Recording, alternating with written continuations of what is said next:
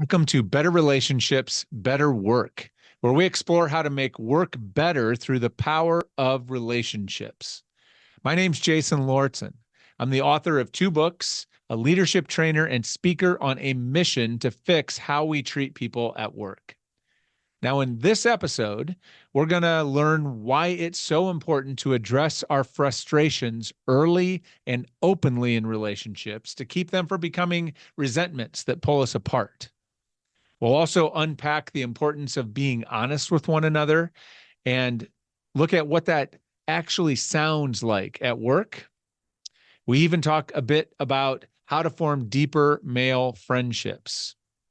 Now, I discuss all this and more with this week's guest, Bob Norman. Bob is the Director of Human Resources for EUA, an architecture and engineering firm headquartered in Milwaukee, Wisconsin. Bob began his career as an architect, but then found his way into HR because of his passion to help others succeed. I'm proud to call him both a client and a friend. And every time I talk to Bob, he restores and builds my faith in humanity. I hope he does the same for you. Please enjoy my conversation with Bob Norman. Bob, thank you for joining me for this. Of course, glad to. So, as I warned you, we're gonna dive in and get to know you a little bit before we start talking about your relationships with others. Just to give us a little context, maybe into your relationship style or relational style. So, Sure. I think I'm going to start with you with this question.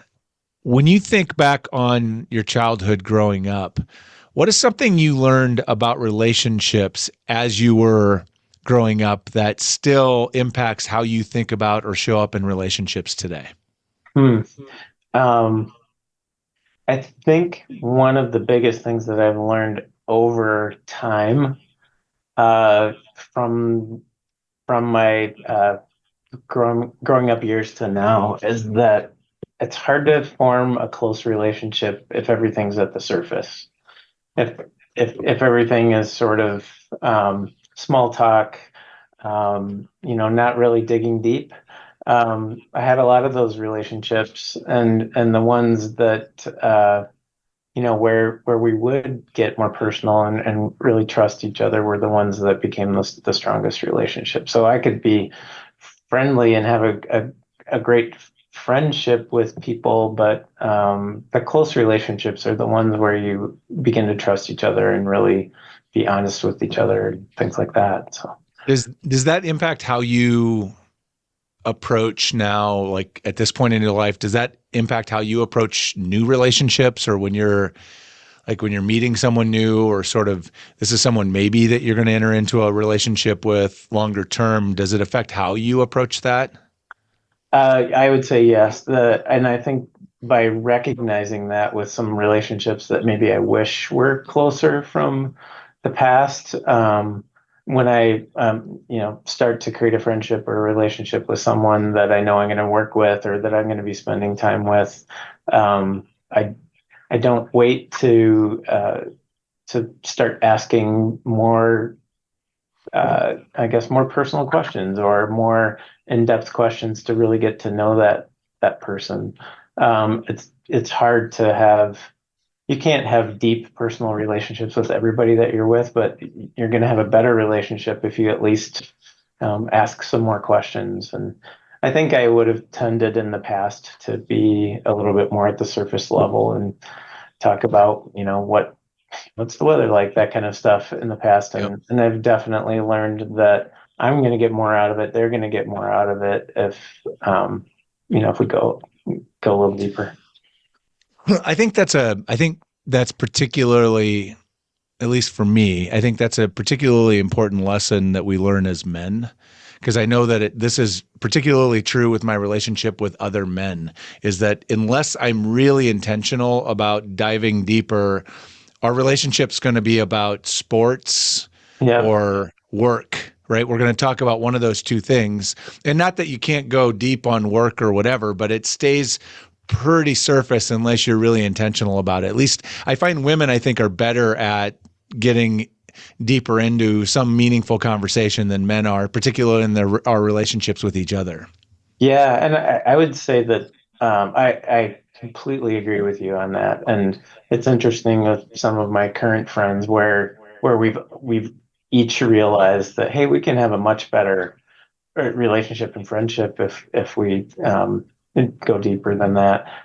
But both of us are realizing, hey, we haven't had this before. Like we as men, we don't go there. And it's just something that we learned as we grew up. And it's nice to have the sort of global recognition of that. Like we can have that kind of a relationship too. So It's totally. starting to change. Starting Hmm. to change, I think. And I think it's as more of a step into it, I think you find that we're all craving it. We all need it.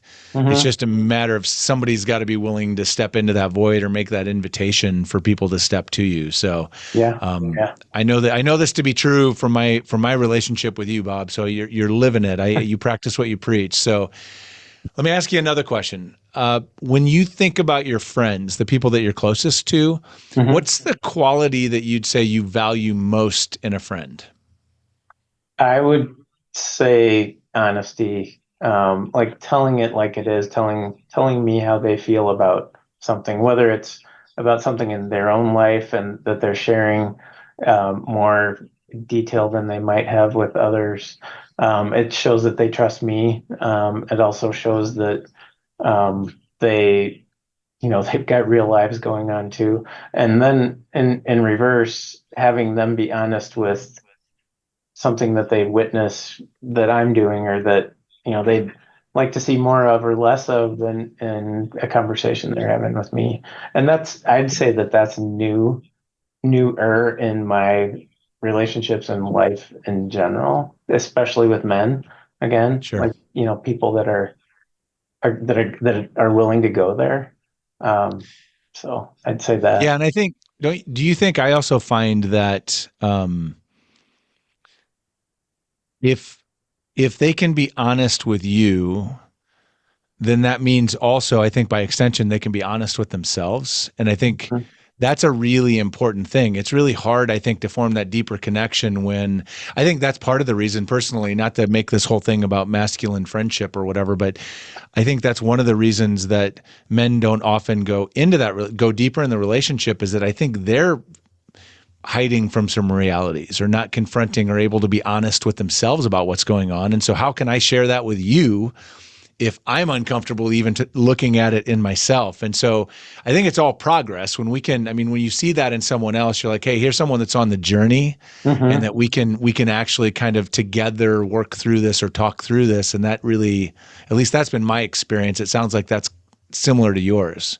Yeah, and I can think of one example in particular where I was honest and truthful with something that I had witnessed with a friend, and the initial reaction was kind of defensive and offended, and then we had a really great conversation around that because they were comfortable enough telling me that hey, I didn't really like what I heard there. And then we definitely came to some place in the middle. Like I was seeking to understand more about this particular aspect of this person, and he asked enough questions of me to understand where I was coming from, and I'd say it was one of those moments where it was kind of a, a not a boundary, but a line that we happily crossed to understand that we can have those honest conversations.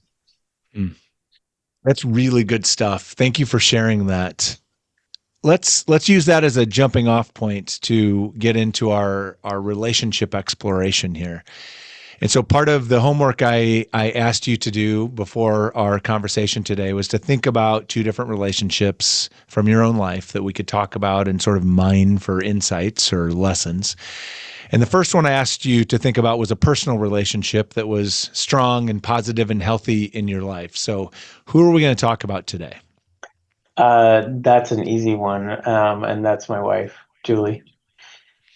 Another lovely human being who I've had the privilege to meet. So I recently, actually, which Yeah, is kind yeah. of awesome. Tell us a little bit about your relationship with Julie. Well, you probably know we've been married for 35 years now. And I was just talking about that with her last night too, kind of letting her know, hey, I'm going to use your name tomorrow when I talk to Jason.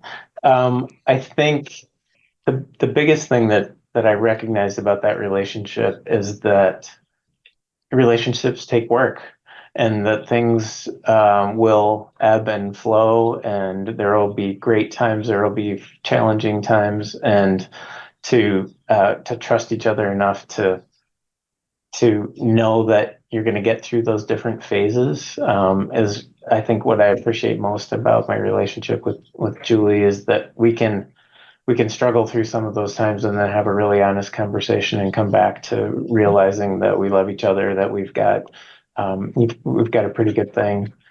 Julie is one of those people that is always going to be honest, who has a strong sense of self, which is something that she's taught me as well. You know, if you can't believe in yourself, then how are you gonna, um, help others believe in you? And she sets an amazing example that way, and is not judgmental about it in terms of, hey, I've noticed this about you, and I think you've got some real strengths here, for instance, and you can share that. And so I really appreciate that aspect about Julie. She's honest. She trusts me, and I trust her. And we know that the core of our relationship is love and friendship and support of each other. And that has built really strongly over all those years. So in 35 years, like you have a you have a broad amount of experience to learn and share some insights with us from. So I'm curious, as you think about your relationship, and I mean, you talked generally there about, trust and honesty, and you love each other, and those things. But when you think about the, the mechanics, the practices, the behaviors that really make it work and have made it work for 35 years, what are the few things that you think are like most vital or have been most important to the two of you and fostering the relationship that you have? Just intentional conversations, um, making the time to uh, talk about what's going on in our day-to-day lives. What is Julie struggling with? What am I struggling with? And those can be happening at the same time, or we can trade on that. But I think really making the time to have those conversations. So for us, it's having a walk, it's taking a walk. We know that if we get out of the house, we're not going to be tempted by house projects, things like that. We can get out and really have that conversation. So I think that's a big practice that has become helpful for us. And then not waiting to share frustrations or difficulties, not holding it in. And I'm certainly guilty of doing that at times. Like I'll let things build up and then share a frustration. And when I realize that, oh yeah, I probably built it up more than I needed to. And if I had just uh, sought to understand a little bit more of where Julie was coming from or what happened, I may realize that I was frustrated for no reason at all. So the quicker you bring something up that you're challenged by, the better. So I think that's something that's important in our relationship too. I love I mean, those are two, I think, really important lessons, and also things that are really fairly simple and straightforward things to do, like such practical things, like talk about the things that matter, make sure you're doing that. And then don't sit on your frustrations, right? Have the conversation, because that is, it is amazing how often, in fact, I just recently, my 14-year-old son has been going through this at school. I mean, this starts early, right? We have this happen all the time where he had two different situations recently where something happened with one of his friends, something was said or something happened. He's a pretty mature but really sensitive kid, and so he interpreted it a particular way. But he didn't ask, he didn't engage. At least the first time in particular he didn't. And it became this thing. It just festered, and he wrote a whole story about it in his head. And then that impacted how he was showing up with them. And it created this whole thing. I had eventually had to talk to one of the teachers at the school about this, who then talked to this kid's mom, and the kid's mom talked to the kid, and the kid was like, oh no, like that's not at all what I meant. And then he just apologized and it was over. Like it, Right. like the Right. whole thing was just a big drama cycle created by, okay, that hurt my feelings, but rather than just asking. And so the beauty of it was, I guess, that the story, the reason this came to mind is the second time this happened, I wouldn't say he handled it perfectly, but he handled it a lot better in that after he kind of reacted to it and got a little emotionally tangled up after that had happened or whatever, he actually went back to his two of his friends and said, basically told them how he felt about what had happened. And they were like, whoa, no, sorry. Like, that's not what and it was over. And so the second time he actually engaged, got it out on the table, and it was done immediately. And so really simple, but profoundly powerful advice for all humans, I think. Thank you for sharing that. Yeah, and I have to say that's something that you learn and isn't necessarily taught as you're growing up. For better or for worse, my upbringing was um, we don't we don't create arguments. We don't. It's a peaceful environment in my family, which that was great. I had a very peaceful upbringing, but the thing that I learned from that is don't rock the boat.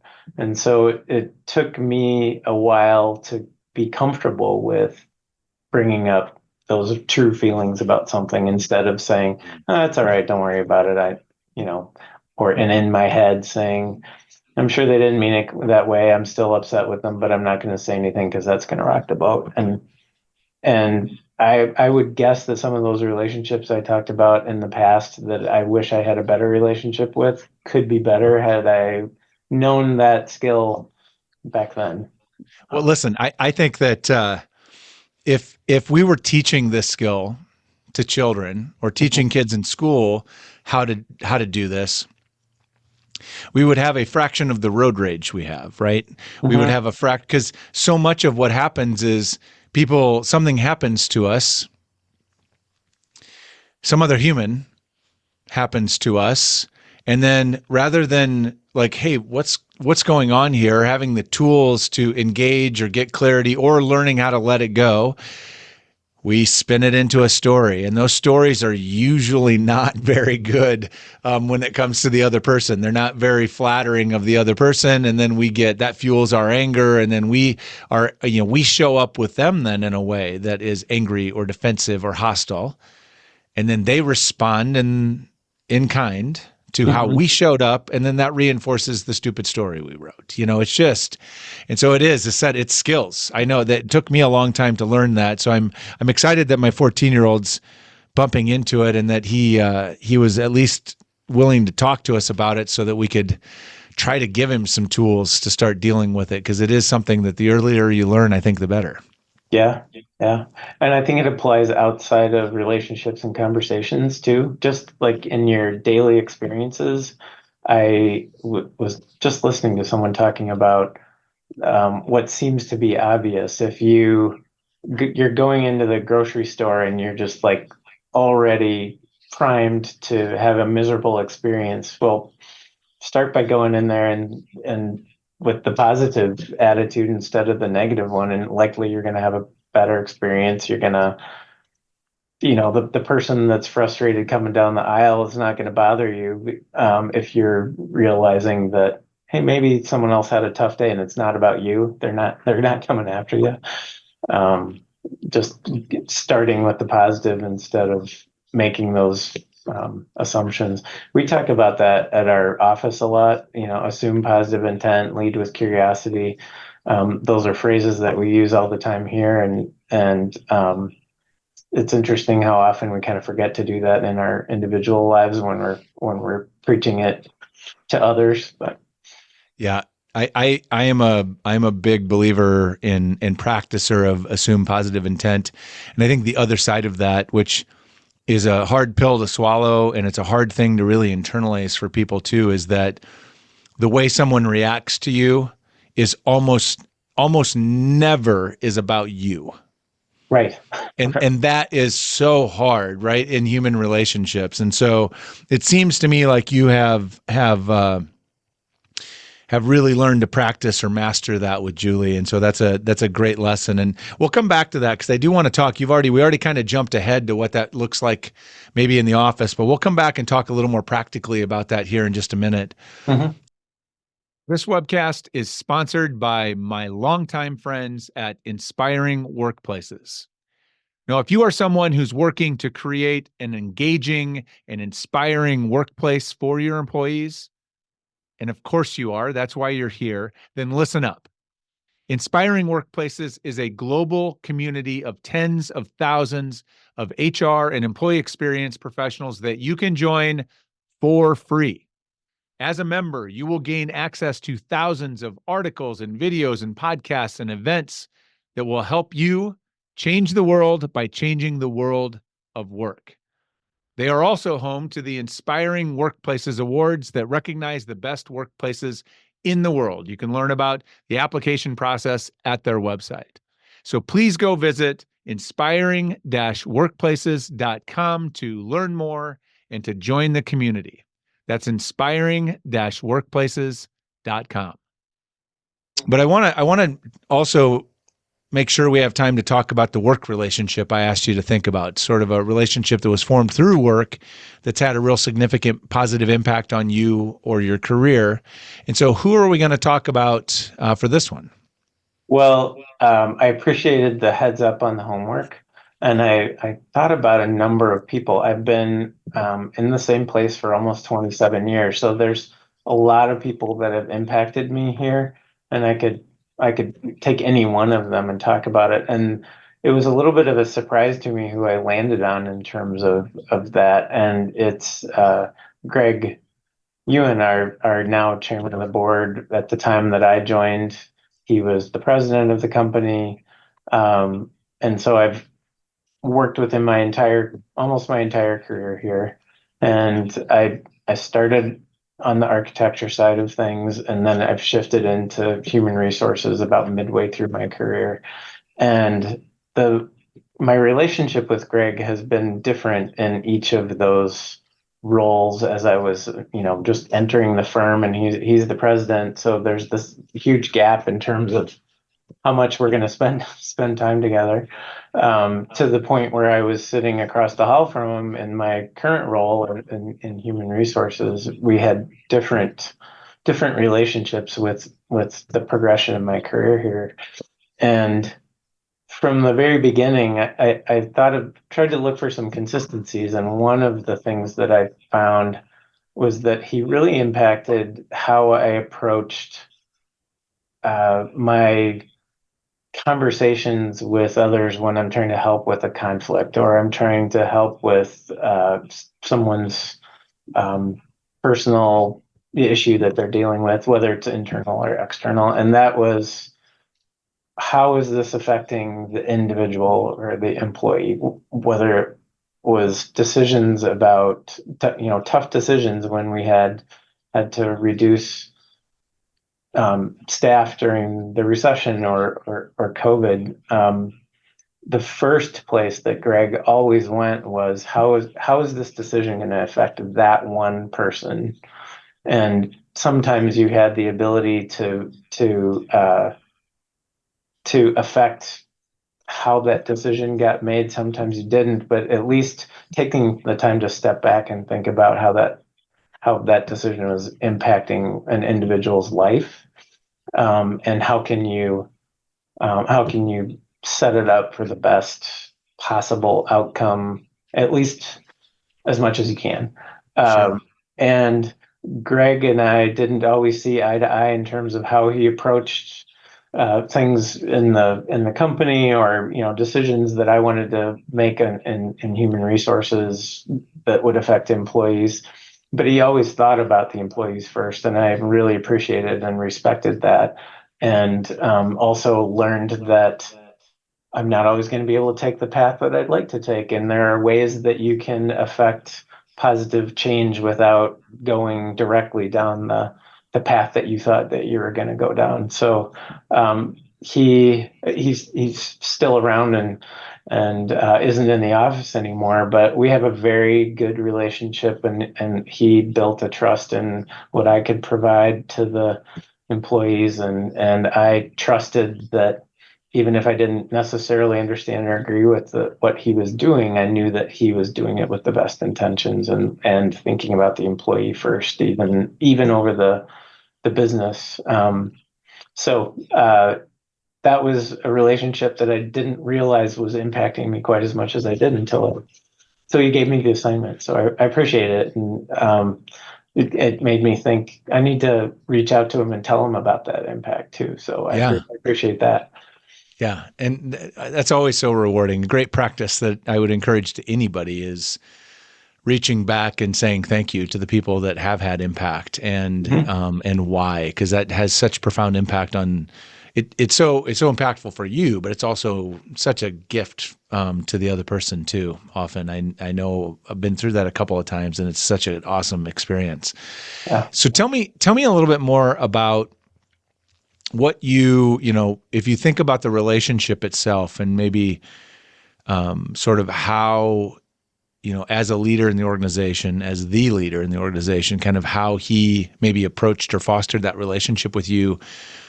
What would you say you learned from that relationship or your experience there that you've been able to apply to others, or in your relationships with others, or maybe even the people that you lead? Just curious what you've garnered from your experience with him. hmm I think it goes back to some of the same things I talked about with Julie. It's the honesty from the very beginning.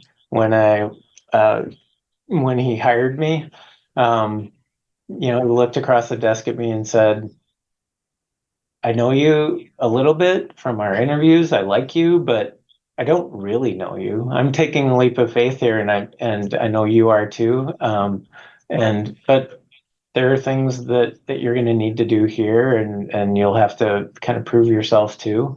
So just knowing that up front, that it wasn't just this magic hire that was happening. There are leaps of faith happening in both sides, and I've used that phrase many times.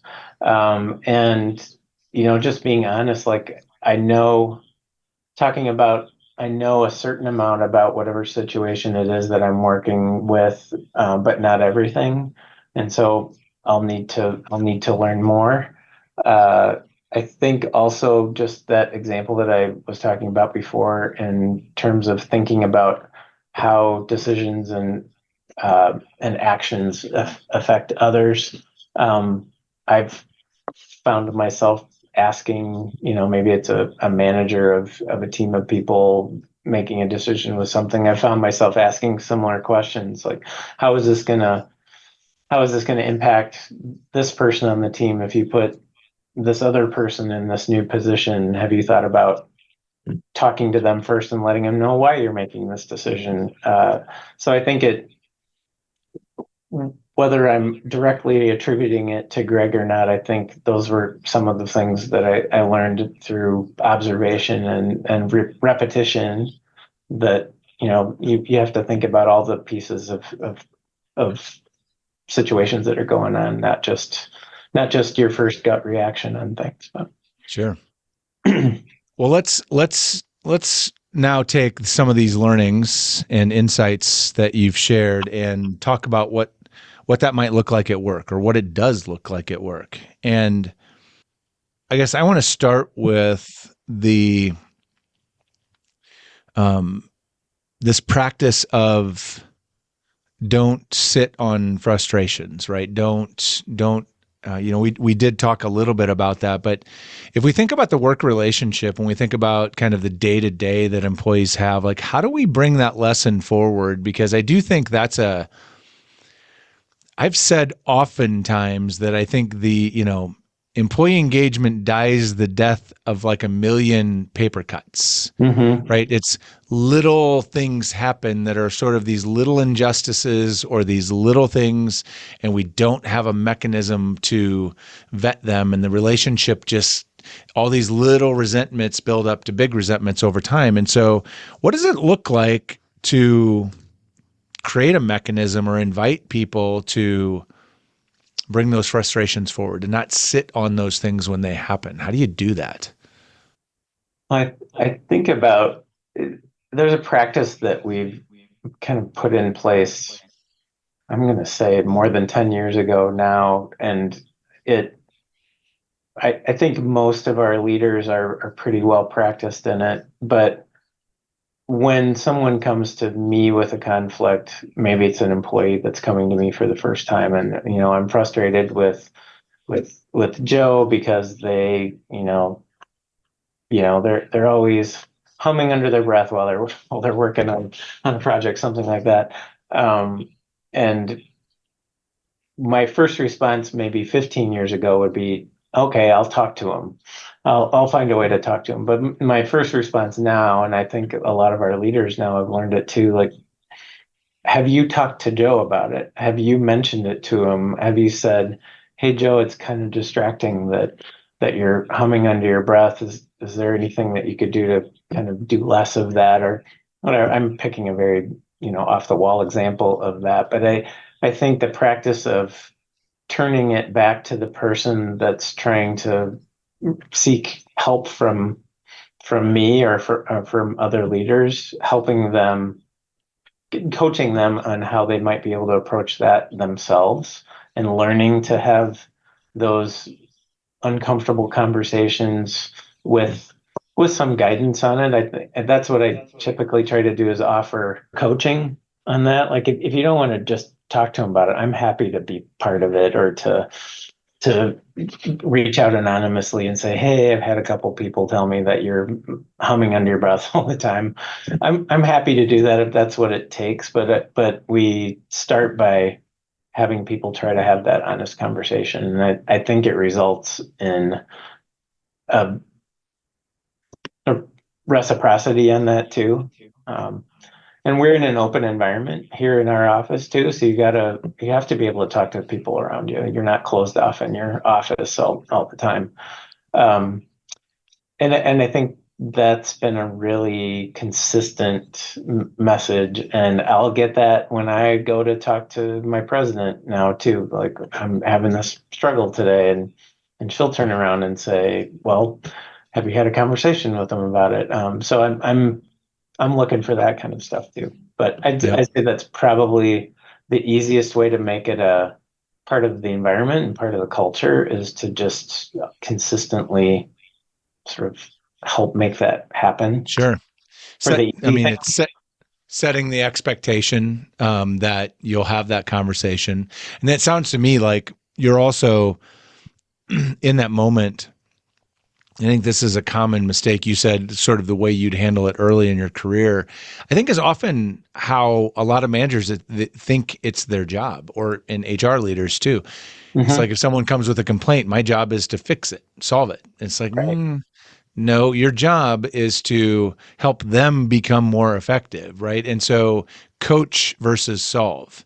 Coaching that individual, set the expectation. It sounds like you're doing some coaching too, because a Right. lot of times people are like, well, how would I even talk to them? It's like, okay, well, let's safe space. Do some let's role play. sketch that out, right? Let's see what that might sound like. What do you Right. think it would sound like? And then pretty soon they feel like, oh, okay, didn't know. Back to what we were talking about with my son. Until you're in the situation and somebody helps you think about what you might do in that situation, you don't know, and so you just let it fester. So that's a really good suggestion. Set the expectation. If you have those issues, talk about it.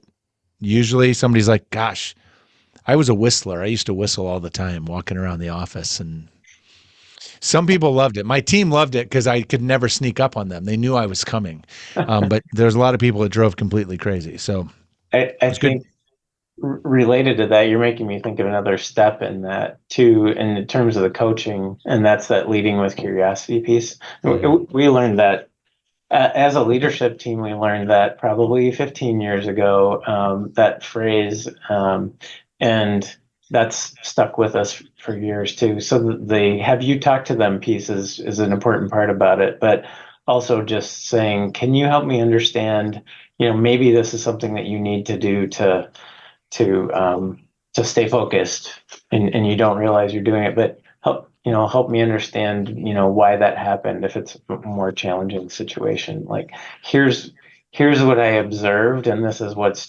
challenging me, but help me understand